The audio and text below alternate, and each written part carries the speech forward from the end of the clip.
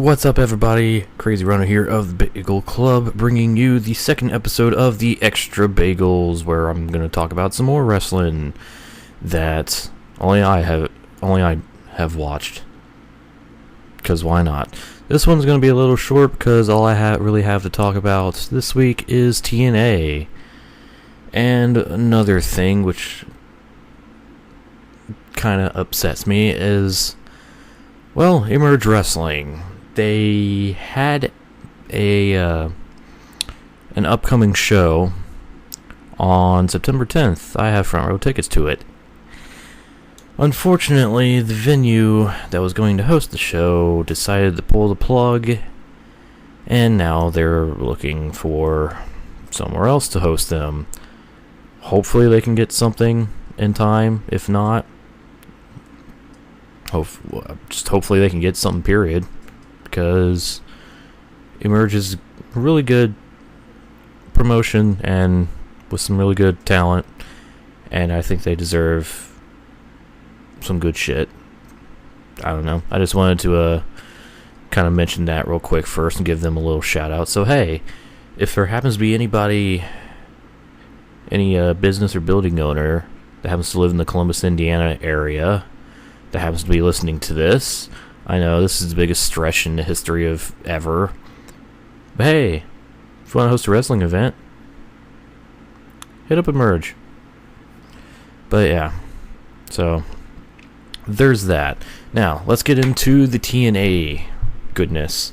This was a pretty decent show. I've definitely kind of starting to get into the flow of TNA now.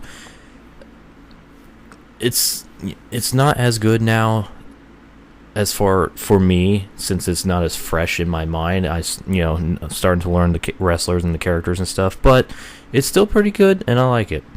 So, our first, actually, no, it's not the first episode of Billy Corgan as the, actually, yeah, it is. Yeah, first episode with Billy Corgan as the president of TNA. We started off with James Storm coming to the ring for a promo, because he was not happy about what happened last week in his title match against Lashley. Namely, what happened at the start of the match with referee Brian Hebner not catching the pin right as the bell rang because he was distracted by getting Jeremy Borash? I probably butchered that name, but the ring announcer out of the ring. So he called out Brian Hebner to the ring, made him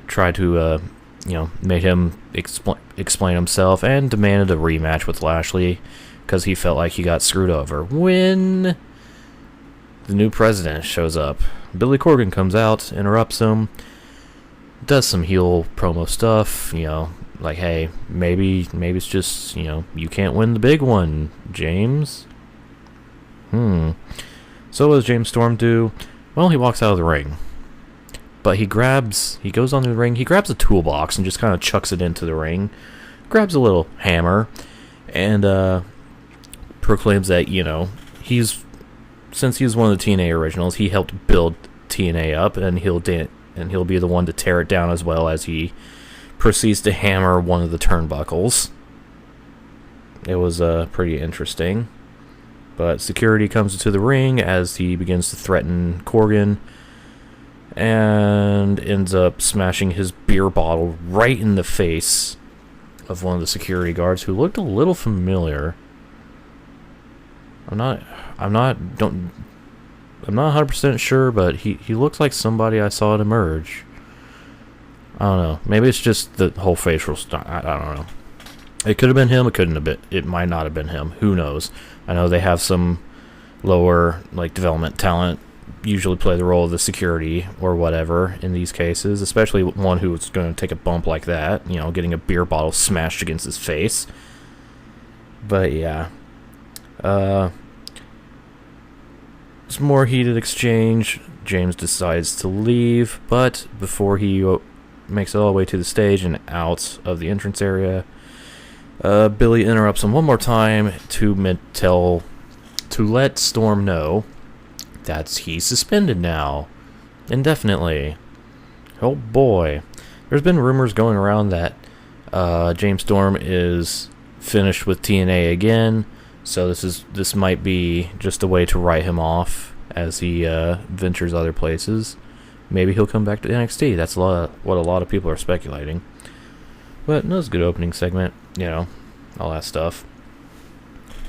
But then we get to the first actual match of the show, which was a match between Eddie Edwards and Moose, with Mike Bennett at his flank. And first interesting thing to note about this is Moose's entrance, because they used Mike Bennett's music for his entrance instead of Moose's own music, which was interesting. It was another good match. Moose dominated Edwards a bit because he was the bigger man, but Edwards got his offense in. And just as Eddie Edwards was about to win the match, Mike Bennett distracts the ref so he doesn't count the pin. But that would later lead to Edwards taking out the Miracle with a beautiful looking suicide dive. That was a really good suicide dive. As he goes back into the ring to deal with Moose, Moose grabs him, does his finisher, which still looks pretty fucking vicious, and gets the 1-2-3. So there's that. There's been a little chink in the armor between the team of Bennett and Moose, mostly because Bennett is completely full of himself. That's just kind of his thing. We'll see what happens in the coming weeks. It's going to be interesting. So it's a good segment. After that, we have our Knockouts match, which was Gail Kim versus Jade, and Kim's continuing journey to get another shot at the Knockouts title, where she has to beat every knockout in a match. This was a good back and forth match between two face wrestlers. They shook hands at the start. They had a stalemate, show of respect, all that stuff. It was a really good back and forth match. Gail Kim was just about to pick up the win when out comes the Knockouts champion, Sienna, who decides to attack Gail Kim, which led to the disqualification, which gave Kim the victory. And Sienna decided to, beat the crap out of Jade, because why the fuck not? Might as well. This was a little interesting because, Gail Kim's stipulation is that if she loses a match, she no longer gets a shot at the Knockouts title, ever. But she didn't lose this match because Sienna attacked Gail first, so she got the win via DQ, but Maria still told her that she's never getting a title opportunity ever again. A little bit of an error there as far as writing. I'll let this one slide because I won't let it slide. What the fuck? That's not correct.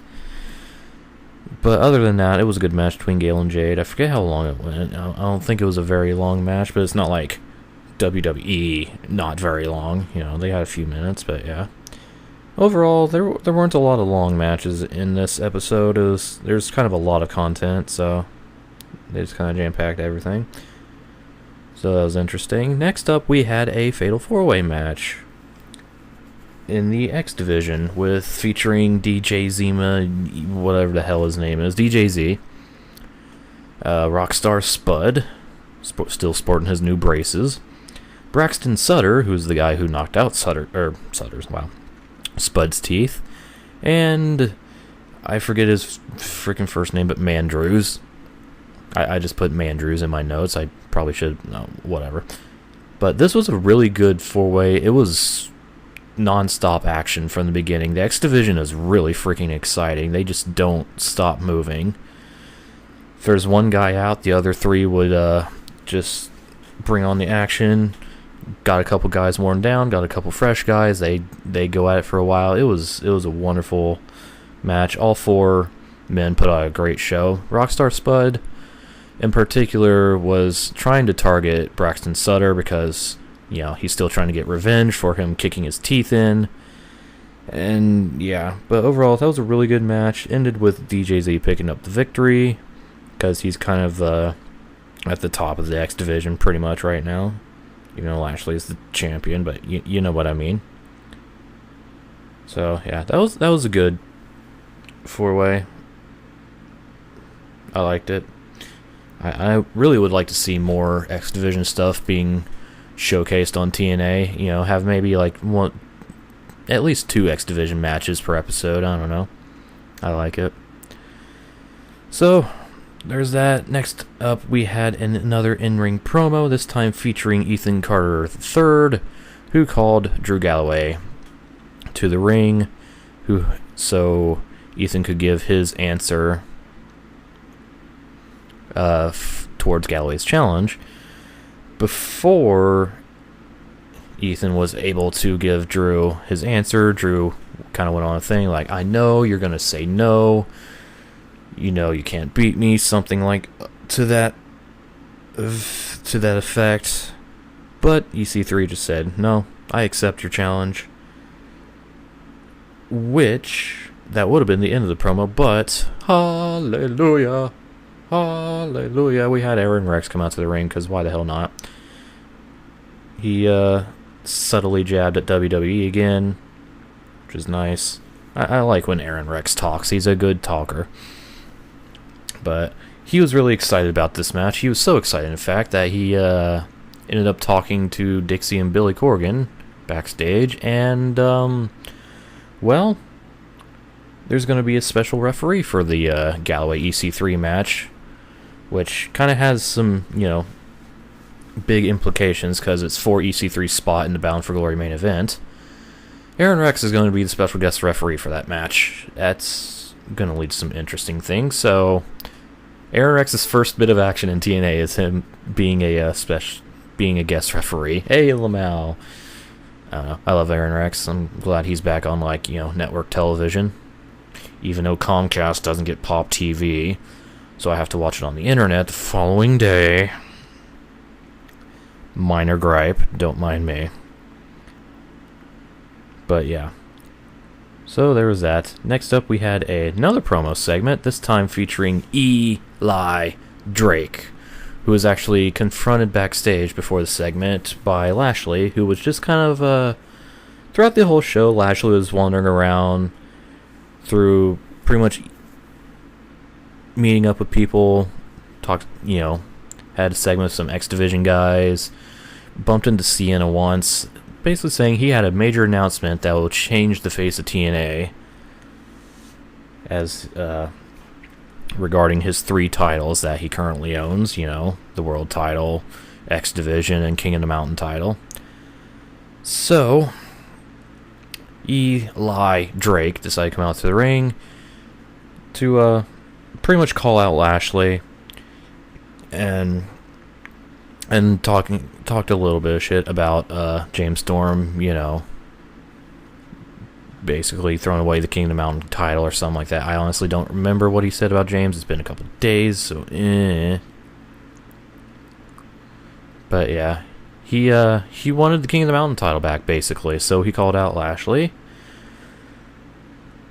But he didn't get an answer from Lashley. Instead, Mahabali, I'm sorry, I pronounced that wrong. Mahabali, there we go, Shira, interrupted and basically told him, to shut up, dummy, yeah. His English wasn't all that great. Mahabali Shira's interesting. But that led to a match between Shira and Eli Drake, to which Shira dominated most of it. He was pretty much squashing Drake for the most part, but in the end, Eli Drake got a sudden burst, hit his finisher on Shira, got the 1-2-3, and that was that. So, that was pretty interesting. I don't know. I like the whole concept with, I know I've mentioned this a lot, but there's a bunch of intertwining storylines with people. People have, these certain goals, but there's these certain people in the way, but they also have to deal with this person. It's pretty interesting. Eli Drake, I gotta say it like that. Wants his King of the Mountain title back. And since James Storm doesn't have it, Lashley does. Well, hell, I'll go after Lashley. Heel versus heel, why not? You know, heel versus heel is nice. Doesn't always have to be face versus heel, so, you know. Stuff like that. I like it. And Eli Drake is really starting to grow on me. I'm still trying to get used to his whole, you know, fact of life promo and the dummy, yeah, dummy, yeah, dummy, yeah. When I say dummy, you say yeah, dummy, yeah. Anyways. So yeah, there's that. Next up, we had Lashley coming to the ring. 3 promo segments in a row, although technically it's 3 out of 4 because one of them led to him. Oh, shut up. Anyways, Lashley finally came to the ring to make his major announcement that he's been teasing all night long. He asks Dixie Carter and Billy Corgan to also join him in the ring as he made this announcement, which was he wanted to be, you know, he considers himself the best, which is why he holds 3 titles, and he wanted to unify all 3 titles for one undisputed TNA champion of the world. Obviously, you know, Dixie and Corgan didn't want that at all, so they said no, absolutely not, to which Lashley took a look at the King of the Mountain title, pretty much threw it away. It's like, nah, this title is dead. Literally just kind of tossed it on the ground. Goes over to the X Division title, does the exact same thing. This title is dead. I am the true champion. I'm the best. Blah, blah, blah. So, yeah, there's that. But, so yeah, Lashley basically vacated both King of the Mountain and X Division titles right there, so he's just the TNA World Champion again.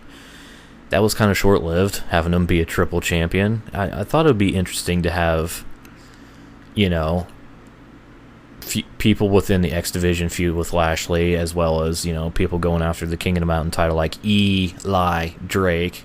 Basically make Lashley have to do a bunch of work to defend those all 3 titles, but they just went with the route of having him throw him away. I thought that was a missed opportunity, but at the same time, I don't think Lashley should have those belts anyways. Especially the X Division title, because, you know, the X Division is kind of like the Cruiserweight title, if you will. You know, smaller guys, high flying, all that jazz. So, I'm at least glad he gave up that title. But, this segment wasn't over, as Dixie and Corgan decided to, as a bit of a form of punishment, he's going to have to defend his world title at least one more time before Bound for Glory. And there's going to be next week there's going to be an open invitational battle royal for #1 contendership for the world title, which will be defended, I'm sure, the week after or something like that. I don't remember. I just know there's going to be an open invite battle royal. So that'll be interesting. I'm sure Lashley's going to win, of course, because, you know, he's being built as the super strong, invincible champion and stuff. But it'll be interesting to see who gets that title shot out of the people in that battle royal. So there's that. And then we move on to the final segment of the show. It was the main event. It was the Ascension to Hell, a 4-team ladder match to determine the #1 contender for Decay's World Tag Titles, I believe at Bound for Glory. The teams were the Bromans, with Raquel on their flank, the Helms Dynasty of guys whose names I can't remember, fuck me, the Tribunal minus one Al Snow because, you know, Brother Nero put him through a table last week, so yeah, he's recovering from those injuries. And finally, the Hardy Brothers with Matt Hardy and a very different looking Brother Nero. Remember how I said Brother Nero might be a little broken last week? Well, it turns out he is broken.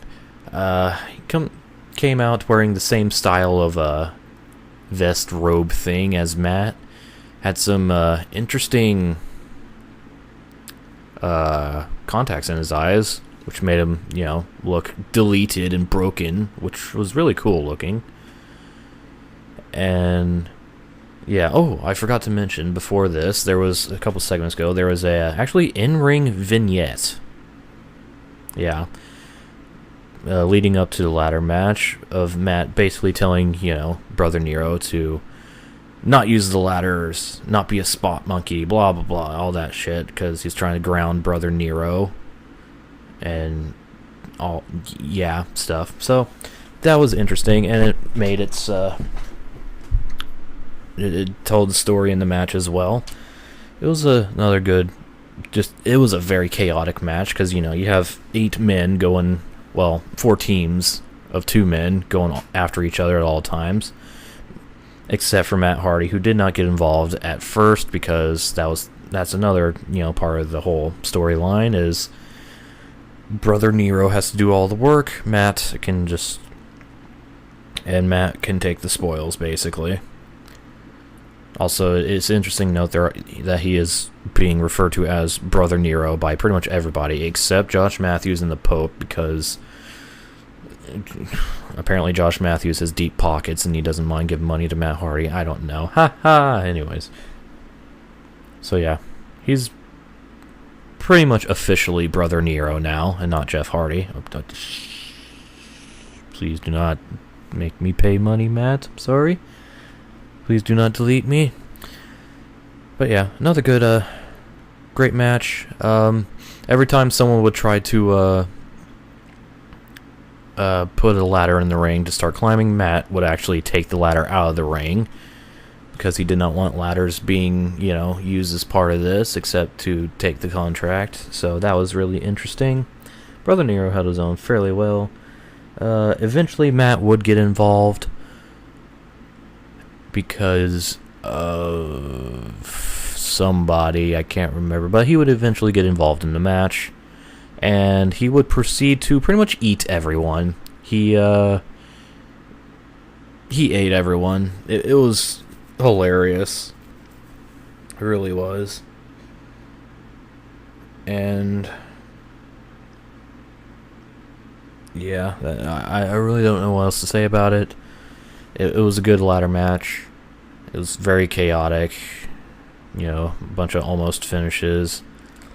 It was great. I have a note on here, Trevor Lee, which I believe is part of the Helms dynasty, getting slammed onto the side of a ladder. Oh, yeah. Yep, I remember now. Ooh, he got slammed like Kevin Owens style, right on the side of the ladder. Like, not on the ladder flat. It was standing on its side, and he got slammed right on the side of the ladder. Yeah. That was, ooh, boy. Yeah, that was bad. That looked painful as hell. You can't fake that, I know that's for sure. But things broke down as they usually do, and the match ended with Broken Matt Hardy climbing the ladder, grabbing the contract. We have Decay versus the Broken Hardys. Holy shit, I'll get to that in a second. Because another noteworthy thing to mention about this ladder match is the way it ended. Because Broken Matt Hardy had another premonition about what would happen in this match, and it was Brother Nero being, if Brother Nero would do his spot monkey ways, he would end up underneath the ladder as someone climbed it. Well, that came true. That premonition came true, as Brother Nero was laying underneath the ladder that Matt climbed as he grabbed the contract. So that was interesting. But yeah, that sets up a feud between Decay and the Broken Hardys, arguably the two most over things in TNA right now. Oh my goodness, this is going to be amazing. Like, I love Decay. They're great. My favorite thing in TNA right now. Rosemary especially. I mean, she's my favorite fucking wrestler in the world right now. I love her character work in and outside TNA. Oh my god. I totally don't gush about her enough. And it's the freaking broken Matt Hardy. This has been one hell of a career resurgence for Matt Hardy when he took this broken persona. It's incredible. And now also with Brother Nero being broken as well, we can see the development and see what happens with Brother Nero. It's going to be very interesting, and this is going to be one hell of a feud. And yeah, like remember when I said I don't mind, like, you know, heel versus heel stuff? Here's a heel versus heel feud, because both of these are heel factions, unless they, I don't know what the hell they're going to do as far as their alignment, but then again, I don't really care about their alignment. It's fucking Decay versus the Hardys. This is going to be wonderful to fucking watch leading up to Bound for Glory.